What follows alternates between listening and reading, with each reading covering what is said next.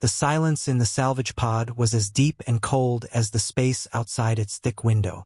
Minsu floated in the pilot's seat, his eyes scanning the endless field of broken metal. This was the Serpentis Reach. 50 years ago, a great battle happened here. Humans won.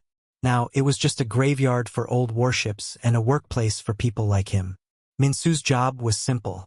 Find valuable scrap. Collect it. Sell it. Use the money to help his parents back on the mining colony. It was a quiet life. He liked it that way. Talking too much reminded him of the silence at home after his sister, Ji-young, disappeared. Her ship vanished on a deep space engineering mission. No wreckage. No message. Just empty space. His scanner beeped softly. A green light blinked on the screen. It was a weak signal, buried under a large piece of a destroyed cruiser. The code was old. Very old. Human-made from the war era. Probably just a chunk of reactor shielding. But his contract said to check every signal. Minsu guided his pod closer. The claws on the front extended.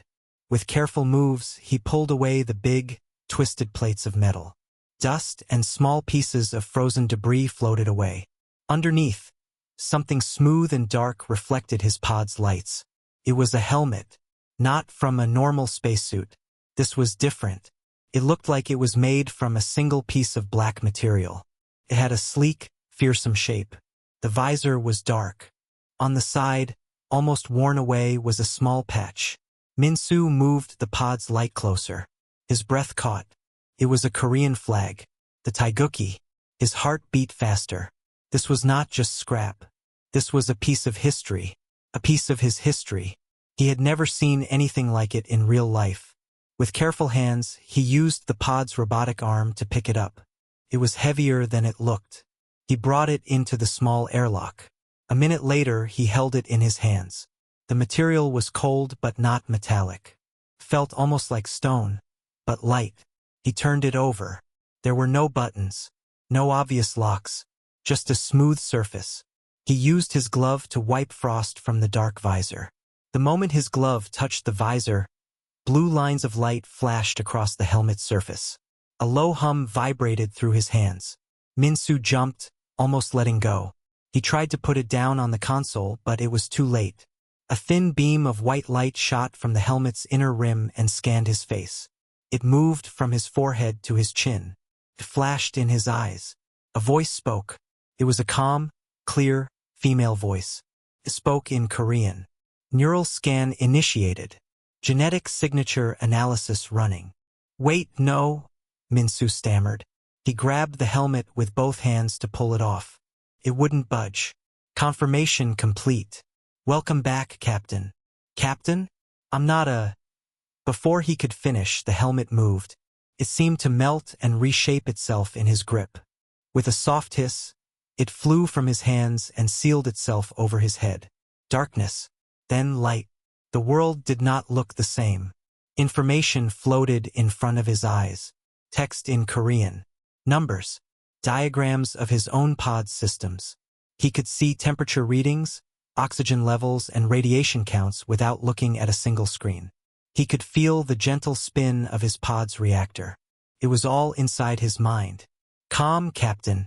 Breathe, the voice said, now sounding like it was right next to his ear. You are in no danger. I am the Aurora Intelligence Corps of the United Human Starship Jiasung Saja. You have been identified as a certified pilot heir. I'm a scavenger, Minsu said, his voice shaky inside the helmet. My name is Minsu, Kim Minsu. There's been a mistake. No mistake, the AI said. Her tone was patient, like a teacher. The Jiasung Saja was crewed by volunteers from the Korean peninsula.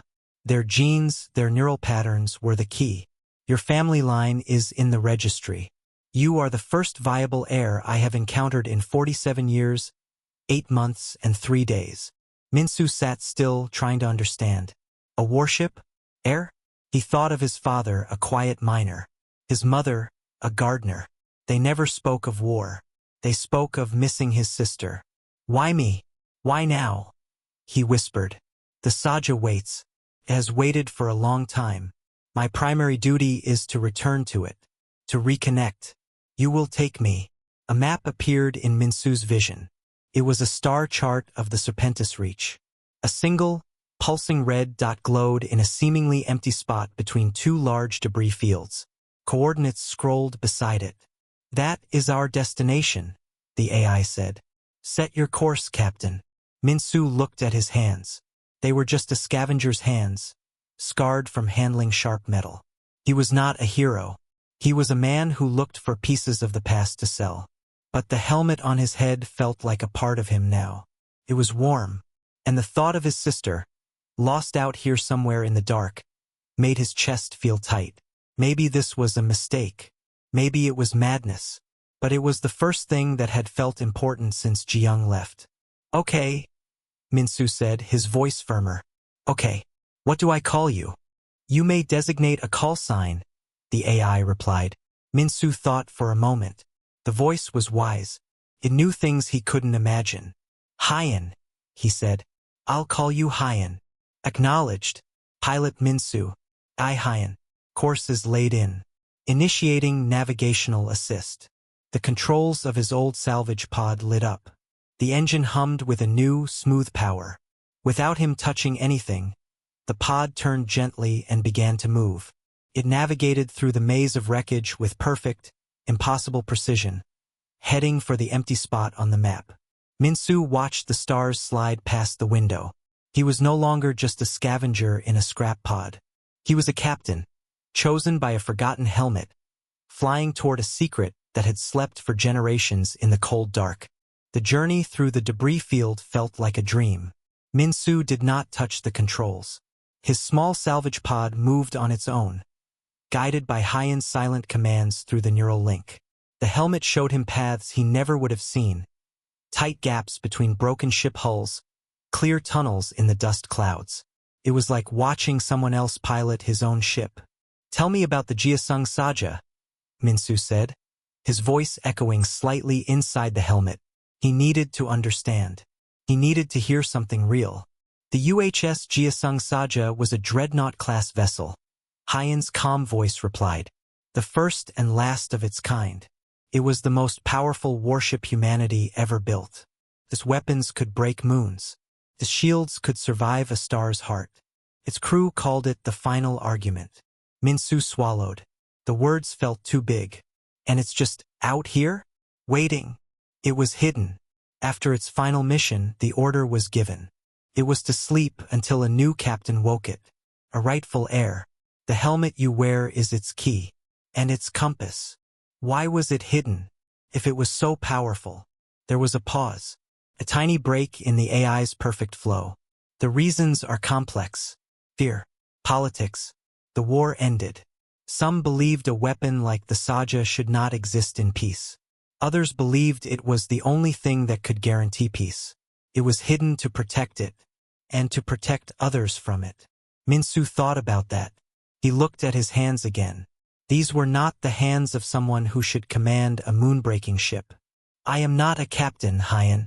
I fix things. I find broken parts. You are the heir, Hyan said simply. The ship will know you. Your mind, your blood. That is the first requirement. The rest can be learned. The pod slowed. On the main viewer there was nothing, just black space and distant stars. The map in Minsu's vision showed the red dot blinking, right in front of them. There is nothing here, Minsu said. Look again, Hyan replied. New data flowed into Minsu's mind. It was a different kind of sensor view. He could see space bending. He could see a faint energy pattern, like a ripple in still water. The helmet was making him see what normal eyes and normal sensors could not. Initiate docking sequence, Hyan said. A string of numbers appeared. A frequency. Broadcast this code. On my mark. Minsu's fingers moved to the comm panel. He typed in the long code. Ready. Now. He pressed the button. For a moment nothing happened. Then the space in front of the pod began to shimmer. It was like a heat haze on a summer road, but in the void of space. The haze grew, swirling. Colors bled into the blackness, purples and deep blues. And then it appeared. It did not decloak all at once. It simply became real. One moment there was distorted space, the next, there was a wall of dark metal so vast it filled the entire view. Minsu's breath left his body. The Jiasung Saja was not just a ship. It was a mountain, a black, silent mountain of weaponry and armor. It had sharp angles and smooth curves. It looked like a blade and a shield melted into one. Lights glowed along its sides in soft blue lines, like sleeping veins. It had no windows. It had gun ports, sensor arrays, and launch bays big enough to swallow his entire pod 100 times over. It was terrifying. It was beautiful. "Home," Hyan said, and her voice held something new, something like relief. The pod moved forward. A small opening appeared on the giant hull, a perfect square of yellow light. It grew larger as they approached. It was a hangar bay. The pod entered the bay and set down with a gentle click on a vast, empty deck. The door behind them sealed. Lights came on overhead, one after another, revealing a space that could hold 20 fighter craft. It was completely silent and completely clean.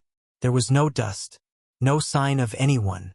The helmet seal released with a soft sigh. Minsu carefully pulled it off. The air in the hangar was cool and smelled of metal and something else, like the air after a rain. He climbed out of his pod, his boots echoing in the huge space. A door on the far wall slid open silently. "The bridge is this way, Captain." Hyan's voice now came from speakers in the ceiling. Minsu walked, the helmet tucked under his arm. The corridors were wide and high. He felt very small. The walls were the same dark material, lit by soft strips of blue light on the floor. He passed closed doors with symbols he did not understand. Finally, he entered the bridge. It was a wide, circular room. In the center was a single chair. It was not a throne, but it looked important. It faced a huge, curved view screen that currently showed the stars outside. Consoles lined the walls, all dark. "Please sit," Hyan said. Minsu walked to the chair and sat down. The moment he did, the room came alive. The main screen brightened. Panels glowed with soft green and blue light. A holographic display flickered to life in front of him, showing a complex diagram of the ship. But most importantly, he felt it. A deep, gentle hum vibrated up through the floor, through the chair. It was the heartbeat of the ship. He could feel power flowing somewhere far below him. A tremendous, sleeping power. "Full neural connection requires the command chair," Hyan said. "Place the helmet back on." Minsu lifted the black helmet. He looked at his reflection in the dark visor. He saw a scavenger, a brother looking for answers. He took a deep breath and put it on. The connection was instant and overwhelming. He was no longer just in the ship. He was the ship. He could feel the length of every corridor. He knew the status of every system, from the massive engines to the smallest air filter. He could feel the cold of space on the hull. He could feel the gentle energy of the distant sun on its armor. Information flowed into his mind like a river, but it was not painful. It was natural. It felt like remembering something he had always known. And in the center of it all, he felt Hyan. Not just a voice now, but a presence. A calm, intelligent light woven into the ship's very core. "Welcome aboard, Captain Minsu," Hyan said, her voice now all around him and inside him. "All systems are dormant but intact. The Jiasung Saja is yours." Minsu sat in the heart of the giant, lethal warship. He felt its power. He felt its age. And for the first time since his sister disappeared, he did not feel alone. He felt a responsibility heavier than a planet, and a hope, fragile as glass, beginning to grow. Minsu sat in the command chair for a long time, just feeling the ship. The gentle hum was constant. The flow of information was quiet like a library in his mind. Hyan was patient, letting him get used to the feeling. "The power levels are low," Minsu said, noticing the readings in his mind. "But not empty." "Correct," Hyan's voice replied, calm and clear. "The core has been in a deep sleep cycle for decades. It maintains only basic functions and stealth. To move the ship, we must wake the heart." The heart. A new schematic appeared in Minsu's vision. It showed the center of the ship. There, A complex sphere of energy and machinery pulsed with a soft, golden light. The quantum drive core, Hyan explained. It is a contained reaction, a tiny artificial star. It gives the Saja its power, its light. The idea was amazing. A star inside this ship. How do we wake it? The process is automatic, but it requires a captain's command. Conscious choice. You must initiate the sequence from here. Minsu looked at the main screen, showing the silent debris field outside their hidden place. If he did this, there was no going back. The pod was in the hangar. He was already committed. He thought of Jiyoung, lost somewhere out in that same dark. Maybe this ship, with all its power, could help him find answers. Okay, Minsu said. What do I do? Follow the prompts, Hyan said. A simple, glowing button appeared on the armrest of his chair. Under it, in Korean script, were the words Core Reinitiation. Minsu took a deep breath. He pressed the button. For a moment, nothing happened. Then, a deep, resonant thrum vibrated through the entire ship. It was a sound you felt in your bones. The lights on the bridge dimmed, then brightened to a fierce, clean white. On his mental display, Minsu watched as energy began to flow. It started from the core, a wave of golden light moving through the ship's systems. The main view screen changed. It now showed a technical diagram of the core itself. The sphere in the center began to spin, faster and faster. A glow, like a sunrise, built within it. Core temperature rising, Hyan reported. Containment stable. Energy output at 10%. 20. 50. The hum grew louder. Minsu could feel raw power flooding into the ship. He felt stronger, more alert. The ship was coming alive around him. Reactor at 100% operational capacity, Hyan said. The Jiasung Saja is now awake. A new sense filled Minsu. He could feel the ship's engines vast and ready. He could feel the shield generators, like a strong wall waiting to be raised. It was thrilling and terrifying. We must move, Hyan said, her tone shifting. The power spike, though shielded, is detectable. Probability of long-range sensor detection is now 30% and rising. Detected? By who? The Galactic Concord Patrol monitors all major debris fields for scavengers and looters. They will have seen a large, unexplained energy signature. A warning chime sounded in Minsu's mind. On the main screen, a new window opened. A ship appeared on sensors. It was smaller than the Saja, but modern and official-looking. Its identification tag flashed. GCP-117. Concord Patrol. They are hailing us on general frequencies, Hyan said. Minsu's stomach tightened. What do I do?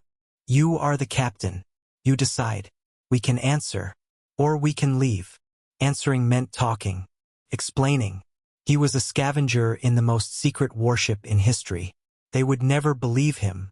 They would take the ship. They would take Hyan. Can we leave without hurting them? Minsu asked. Affirmative. The stealth systems are still active. The quantum drive can jump us to a preset coordinate in a moment. But we must go now. The hail chimed again, more urgent. A voice, a human man's voice, came through the speakers. Unidentified vessel in Sector 7. This is Captain Lee of the Galactic Concord Patrol. You are emitting an unregistered high-energy signature. Power down your engines and state your identity. Minsu looked at the patrol ship on the screen.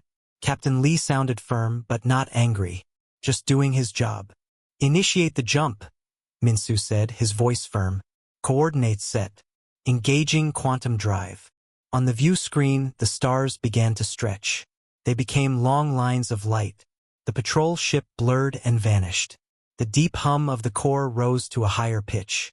Minsu felt a strange pulling sensation, not in his body, but in his mind. And then it was over.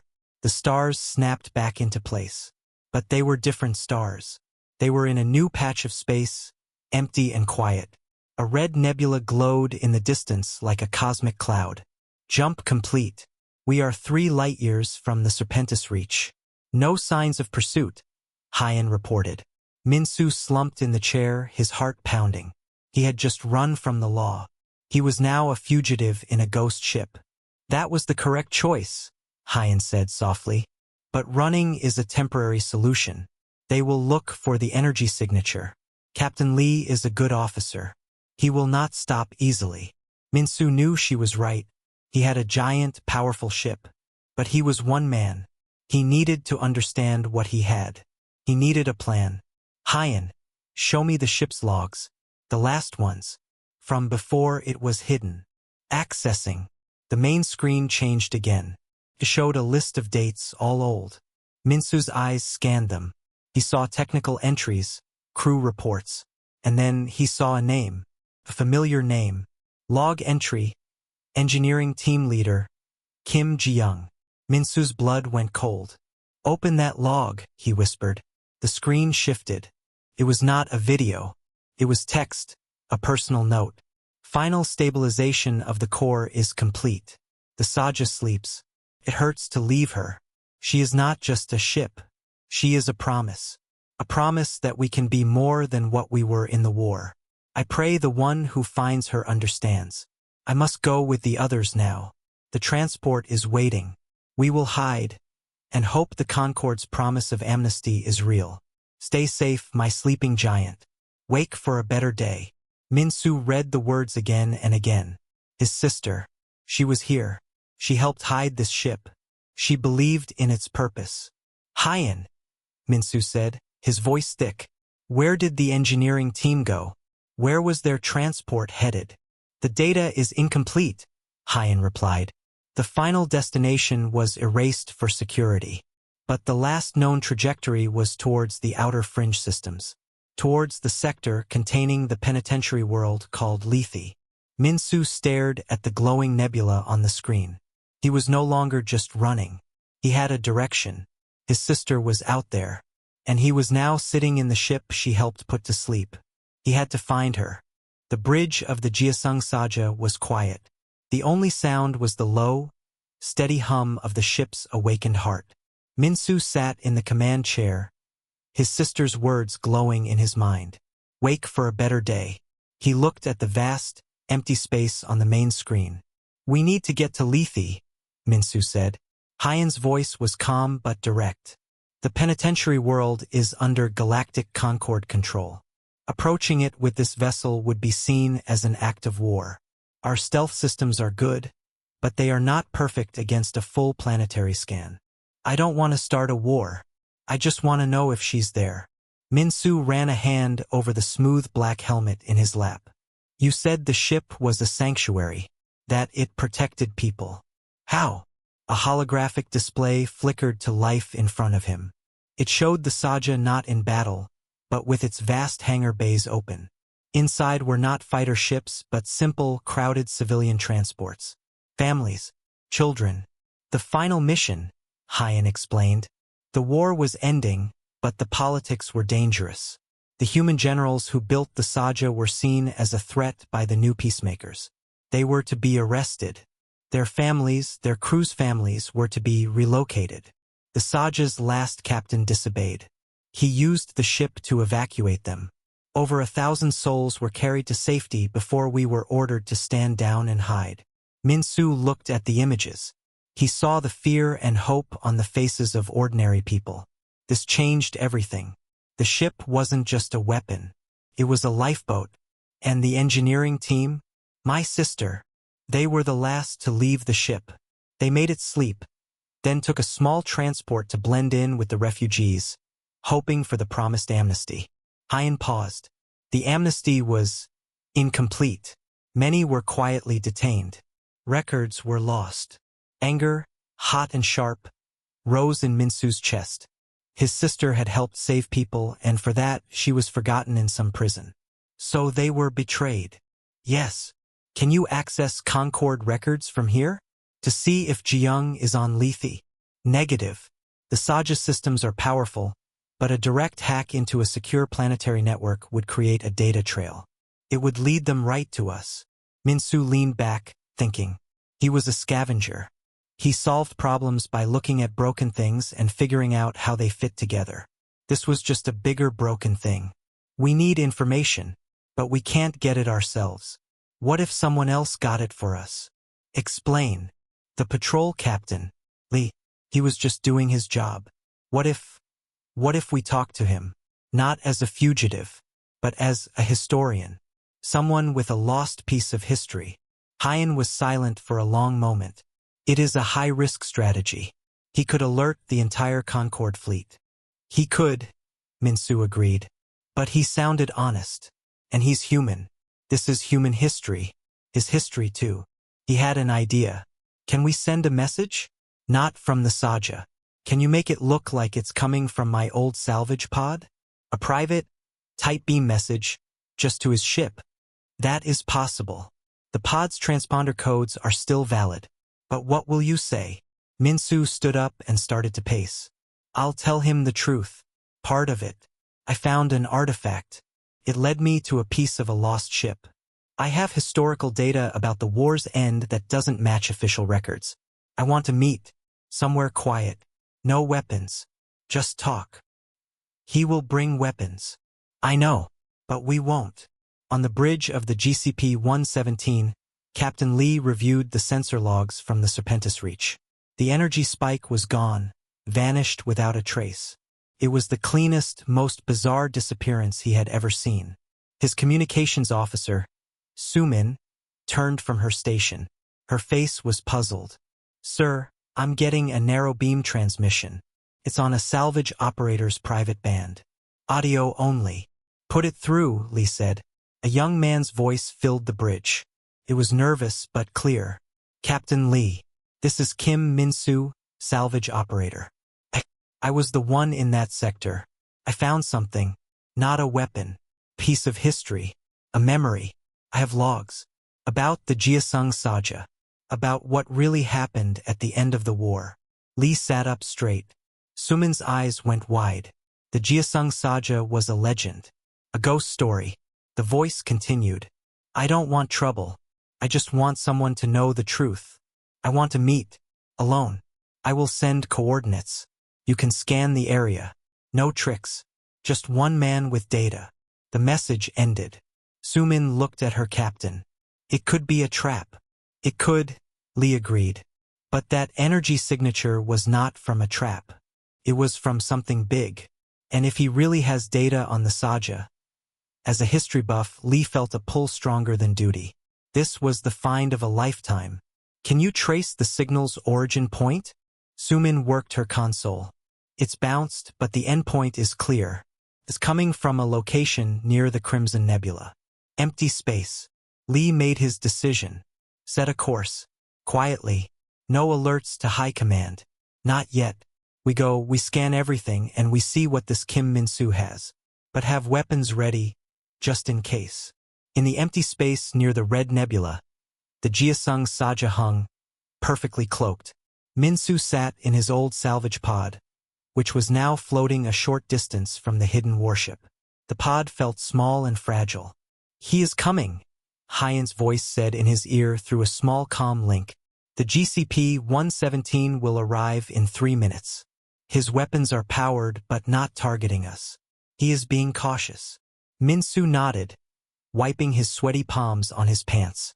He had the data crystal in his hand. On it were the logs Hyan had given him, the refugee manifests, the final orders, Jiyoung's engineering notes. No weapon schematics, just the story. He watched the stars. A speck appeared, then grew into the shape of Captain Lee's patrol ship. It slowed to a stop, facing his tiny pod. The comm crackled. Kim Minsu, this is Captain Lee. You have 1 minute to convince me this isn't a waste of time. Minsu took a deep breath. This was it. Captain, thank you for coming. I'm transmitting one file now. It's a crew manifest from the Jiasung Saja, dated the day it vanished. Look at the last names. On the patrol ship, Sumin received the file. She opened it. Her finger scrolled down the list. She stopped. Sir. Look. Lee leaned over. The list was long. And at the bottom, under engineering support, was the name, Kim Jiyoung. My sister. Minsu's voice came through, quiet and raw. She helped hide the ship to protect civilians. Then she disappeared. I think the Concorde took her. I think she's on Lethe. I'm not a soldier. I just want to find my family. The ship isn't a weapon waiting to strike. It's a monument waiting to go home. Lee stared at the name on the screen. He thought of the official histories, clean stories of victory and peace. This was a dirty, forgotten corner of that history. A man looking for his sister. What? Lee asked slowly. Do you want from me? Information, Minsu said. Just tell me if she's on Lethe. That's all. Captain Lee looked at Sumin. Her face was unsure, but her eyes showed sympathy. He looked back at the data. He thought about his duty to the Concorde and his duty to the truth. He made a choice. The silence on the comm link felt very long. Minsu waited in his small pod, watching the patrol ship. He could almost feel Captain Lee thinking on the other side. Finally, Lee's voice came back, quieter now. Kim Minsu, meeting like this is against every protocol. What you are asking could cost me my rank. I know, Minsu said, but the record you sent checks out. The file format, the codes, they are from the right era. It is real history. Lee paused. I will access the Lethe Penitentiary database for a historical audit. It will take me a few hours. I will not promise you an answer, and I will not promise to help you further. Do you understand? Hope, sharp and bright, pierced Minsu's chest. Yes, I understand. Thank you. Stay at these coordinates. Do not move. If you are lying, or if this is a trick, I will find you. Lee out. The patrol ship turned smoothly and jumped away, leaving Minsu alone in the pod again. He let out a long, shaky breath. He is taking a significant risk, Hyen's voice noted in his ear. He's a good person, Minsu said, hoping it was true. He guided his pod back into the Saja's hidden hangar bay. The giant ship felt different now. Felt like a waiting thing, patient thing. Hours passed. Minsu tried to rest but could not. He walked the empty corridors of the warship, his footsteps echoing. He stopped at a door Hyen had not shown him before. It was smaller than the others, with a simple sign in Korean Girokbogansu Archives. This room contains the personal effects left behind by the last crew, Hyen explained as the door slid open. The room was not large. It had shelves with small boxes. Each box had a name on it. Minsu walked slowly, reading them. He stopped at one. The name was not his sister's. It was Park Dae-hyun. He opened the box. Inside were not military things. There was a small, faded photo of a smiling family. A handwritten letter. A child's drawing of a starship. This was not a warrior's box. It was a father's box. Minsu opened another. And another. Every box told the same story. These were not just soldiers. They were people who had something to lose, and they had chosen to protect it with this mighty ship. He finally found a box labeled Kim Ji-young. His hands trembled as he opened it. Inside was a single item, a small silver engineering pin, the kind given to graduates. Under it was a folded piece of paper. He opened it. It was a sketch beautifully drawn. It was not of the ship's weapons or engines. It was a sketch of a garden, trees, a pond, a bench. At the bottom, in his sister's writing, it said, "For when we find a quiet place." Minsu held the pin and the paper. He felt closer to her than he had in years. "Captain," Hyen's voice interrupted softly. "We are receiving a tight beam transmission from the GCP-117. Audio only." Minsu ran back to the bridge, his heart pounding. He dropped into the command chair. "Put it through." Captain Lee's voice sounded tired. "Minsu, I found the record." Minsu held his breath. Kim Ji-young was processed onto Lethe 46 standard years ago. Category: Political detainee, non-violent. She was transferred to the Planetary Archives Division. She works there, maintaining data systems. Lee's voice softened. "She is alive, Minsu." The words hit Minsu like a physical wave. Alive. She was alive. A sob choked in his throat. He couldn't speak. "Thank you," he finally whispered, tears streaming down his face. "Don't thank me yet," Lee said, his tone turning grim. "Getting her out is impossible. Lethe is a maximum security world. The archives are inside the main security dome. Any unauthorized approach triggers a full planetary lockdown. Ships like mine cannot even get close without permission. A ship like yours, they would see it coming from a week away and blast it from the sky. The hope turned cold and heavy. There must be a way. There isn't. I'm sorry. You have your answer. That is all I can give you. My advice? Take your history and go. Hide again. Be content that she lives. Lee's voice was firm, final. This is the end of the road. Lee out. The link went dead. Minsu sat in the silence of the bridge, the joy of knowing she was alive mixing with the despair of Lee's words. Impossible. He is correct in a tactical sense, Hyan said. A direct approach would be suicide. The Saja is powerful, but it is one ship against a planet's defenses. Minsu looked at the main screen at the stars. He thought of the garden his sister had drawn. Quiet place. She had been waiting for it for nearly 50 years. He had the most powerful ship in human history. He had to try. Hyan, you said the ship was a sanctuary, that it saved people by hiding them. Can it hide me? Not the whole ship. Can it hide one person? Can you get me onto the planet? The AI was silent for a full 10 seconds. There is a protocol, a stealth insertion pod. It is designed for one operative. It has advanced cloaking and can mimic space debris on scanners. The probability of success is low, approximately 18%. 18% is not zero, Minsu said, standing up.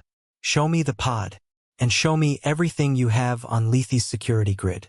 We're not going to fight a planet. We're going to visit the archives. You are not a soldier, Minsu. You are a scavenger. Exactly, Minsu said, a new determination hardening his voice. I'm good at finding things in broken places without being seen.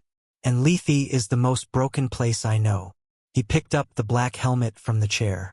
Now, let's go get my sister. The insertion pod was a small, dark teardrop shape in the Saja's lowest hangar. It had no weapons.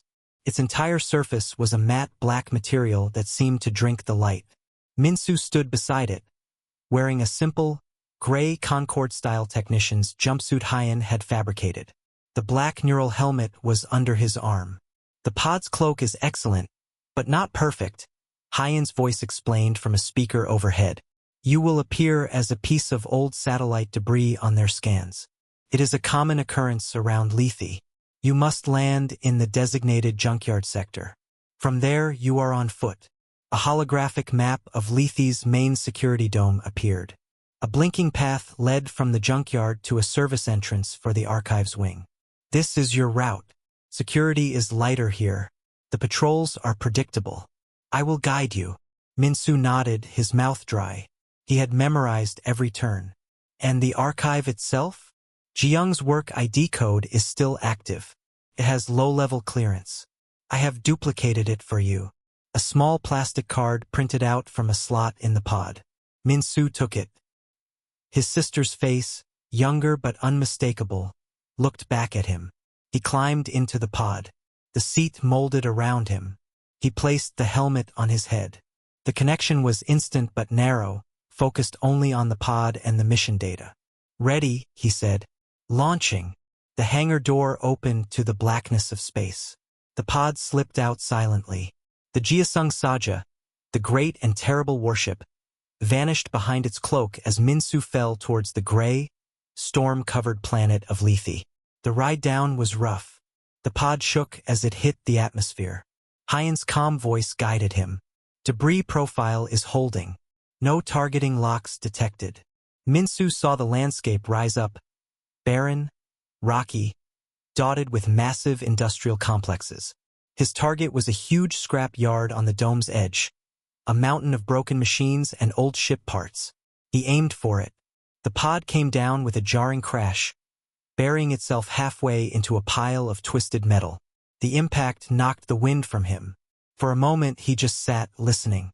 The only sound was the howl of wind and the creak of settling junk. Cloak disengaged. You must move. The next perimeter scan of this area is in 22 minutes. Minsu pushed the canopy open. The air was cold and smelled of rust and ozone. He climbed out, pulling a small pack with him. He looked at the colossal security dome a kilometer away, a smooth wall of gray alloy under the gloomy sky. It looked impossible. He started to walk, keeping to the shadows of the junk piles. Hyen's voice was a quiet whisper in his ear. Turn left at the next large hull. Stop. A guard patrol is passing. Min-Su pressed himself against cold metal. 2 guards in gray uniforms walked past, talking quietly, not even glancing his way. His heart hammered against his ribs. Once they were gone, he moved again. He reached a small, rusty door marked Utility. It was the service entrance. He held up the copied ID card. A light on the panel blinked from red to green. The door unlocked with a heavy clunk. He was inside. The corridors were clean and bright, a shocking contrast to the junk outside. He walked, trying to look like he belonged. His jumpsuit was his best camouflage. No one looked twice at a tired technician. The central archive is on level 3. Take the service elevator at the end of this hall. Min-Su followed the directions. The elevator was small and slow. It rose with a groan. When the doors opened, he was in a vast, quiet room. The ceiling was high. Endless rows of tall shelves stretched into the distance, filled with data crystals and old paper files. The air was still and cool. Her workstation is in Sector 7. Proceed straight, then turn right. Min-Su walked, his boots soft on the floor. He saw a few other archive workers, all in gray, all focused on their screens. They looked tired. He finally saw Sector 7. And at a desk near the back, under a soft light, was an old woman with gray hair tied in a bun. She was looking at a screen, her fingers typing slowly. Min-Su stopped. His legs felt weak. It was her. It was Ji-young.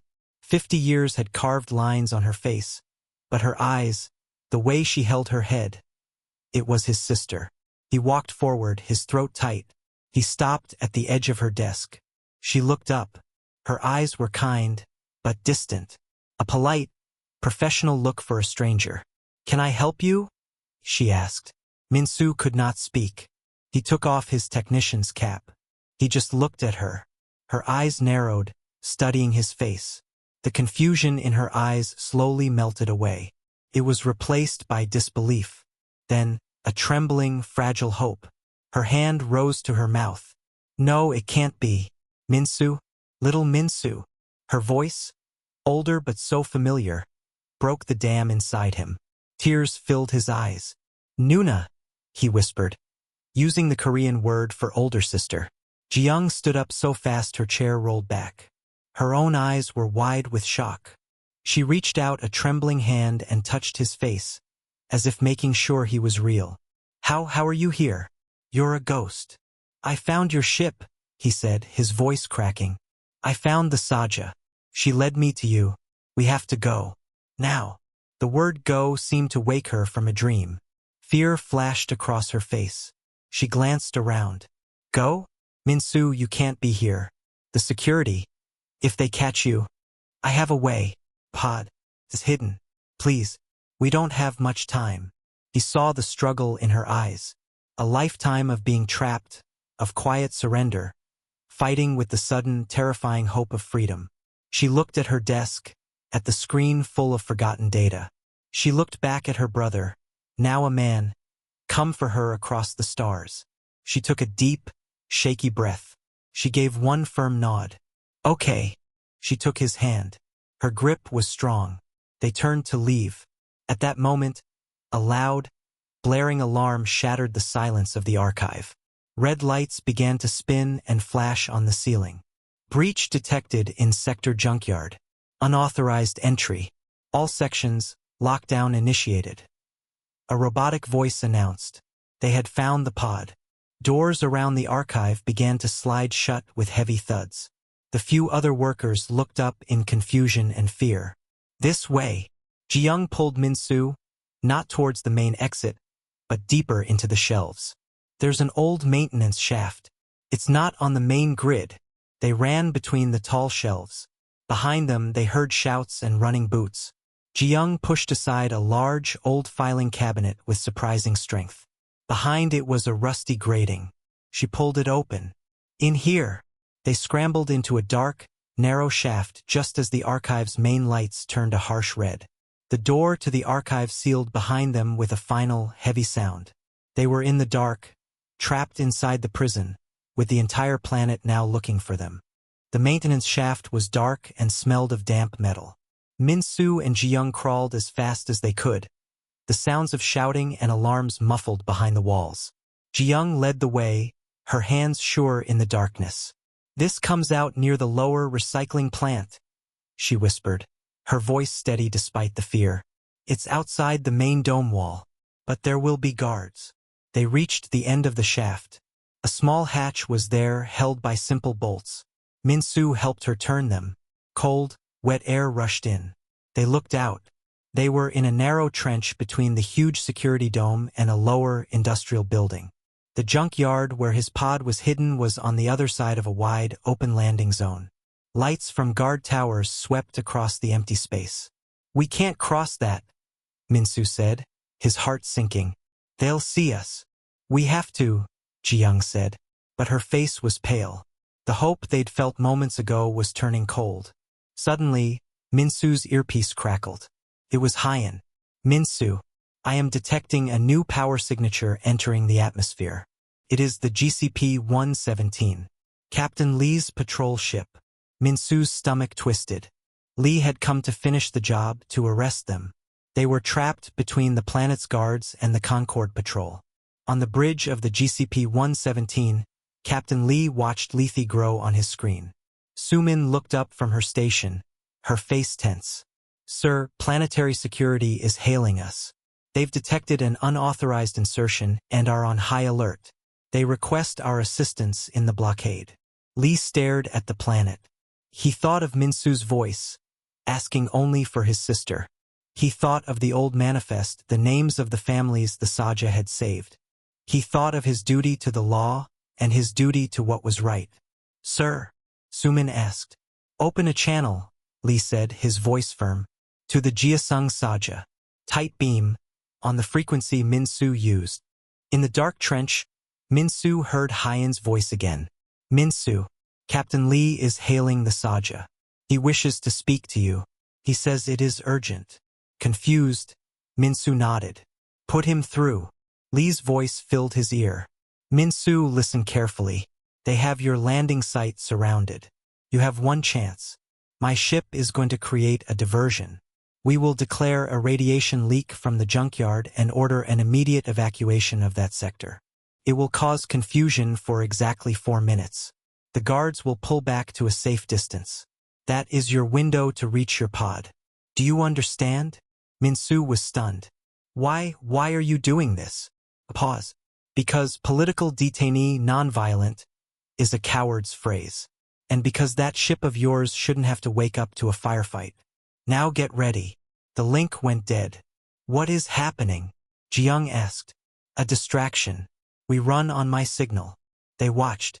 Moments later, a loud, official voice boomed across the landing zone from the patrol ship in orbit.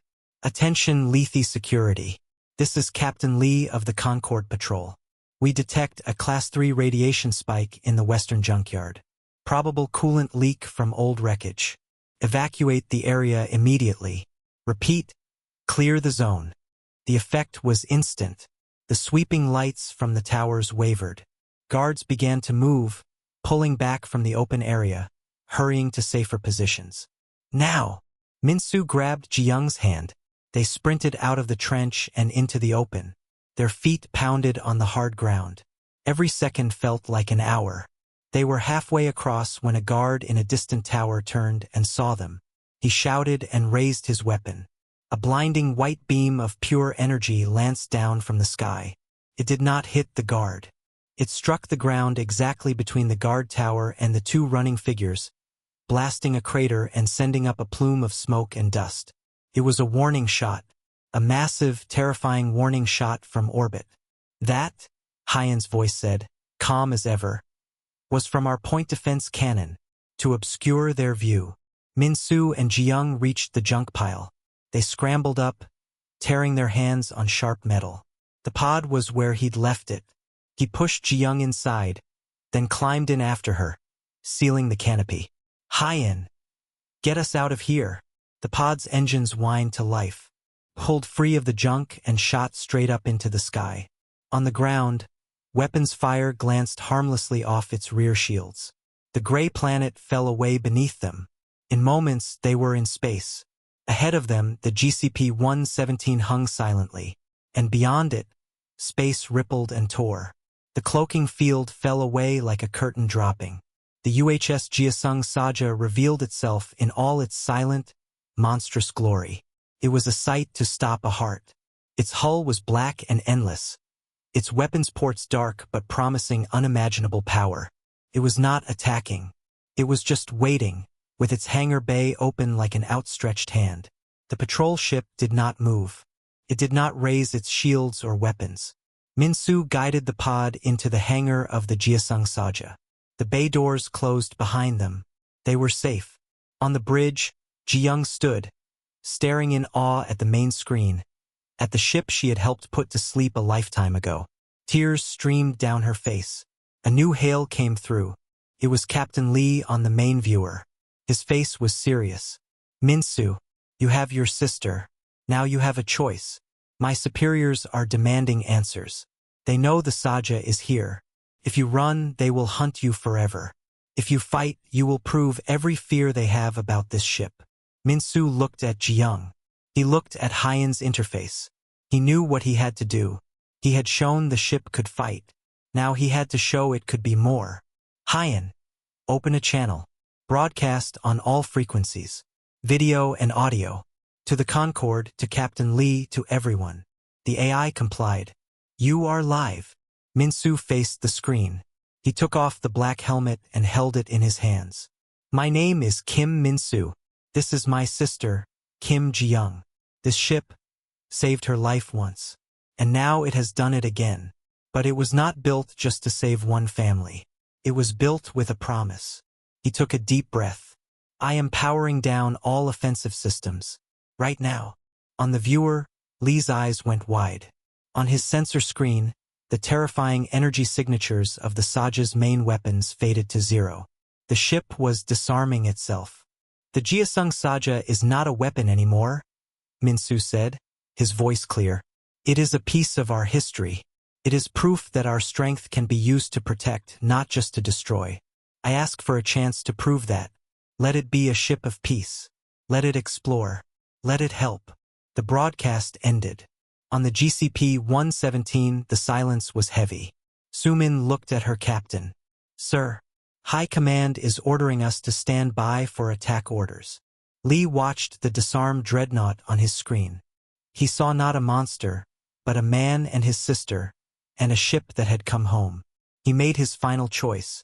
Tell High Command, Captain Lee said, a small smile touching his lips, that the Gyeongsang Saja has surrendered, and that we are going to escort it to a safe port for historical evaluation. On the bridge of the Saja, Min-soo put his arm around Ji-young. The great ship, humanity's most lethal warship, turned slowly, its engines glowing a soft, peaceful blue. It moved to join the smaller patrol ship, not as a prisoner, but as a partner. The forgotten helmet rested on the command console, its work finally done. It had chosen not a warrior, but a healer. And the galaxy, for the first time, saw the true strength of humanity not in its power to break, but in its courage to lay down its arms and choose to build something new.